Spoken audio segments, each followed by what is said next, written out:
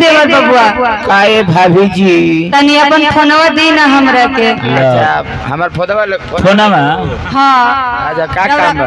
Hello hello hello hello उठा दे तनी हो भाई। Hello hello hello hello hello hello hello hello hello hello hello हां हाँ तारा भैया के कितना दिन हो गए हां जाके बाहरा में भूला गईले। हां ना जाने कौन सौतीन पे जाके अझुरा गईले। अच्छा यही से उनकर बड़ी याद आवता। हेलो ई मोबाइल लाई एप्पल। हाँ दी मोबाइलवा ले ला एप्पल के मोबाइल है तनी एप्पल। नंबरवा बता देती हमरा के। अच्छा तो नंबर लिखबू तो लिख हाँ। तो लिखो 95 बोलो छोड़ दो गर्दन 95 पवित्र 95 पवित्र 5 गो नंबर बुढ़ावो के भीतर उनका डायरी में बा। ले रे टुस टुस आप जिस उपभोक्ता को भोगना चाहते हैं वो किसी और को भोग रहा है। हाँ। कृपया तुम भी किसी और से खुलवाओ। आइए देवर बबुआ आए भाभी जी रवा कैसा नंबर बता देनी। का हाँ भाई इ तो लागते नहीं थे। का कहता हो? इ तो कुछ भोको भोको कहते। अच्छा हई लगाओ ना कहे कि ठोको ठोको। हाँ और कोनो नंबर होके तो बताई जन फट से लग जाए।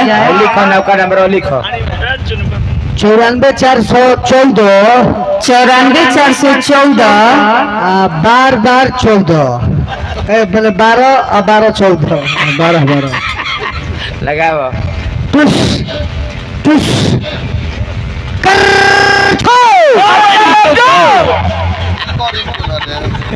Hello hello hello hello hello hello hello hello के बोलता? राजा जी बोलता नहीं। हां तब तारा का बोलता कि कौन हम एकमा के दर्जी बोलता नहीं।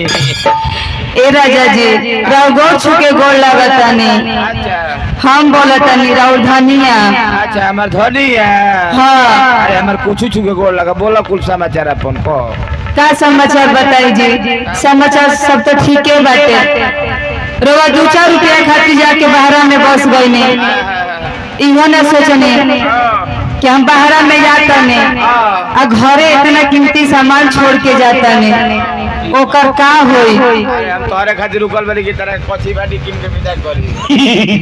सुनी ना हमरा रुपया पैसा ना चाहिए हमरा गहनो गुड़िया ना चाहिए।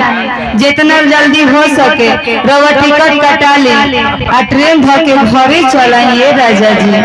टिकट पे लगा जाते हम टिकट पर देगा तब नियम से समय से चलेगा।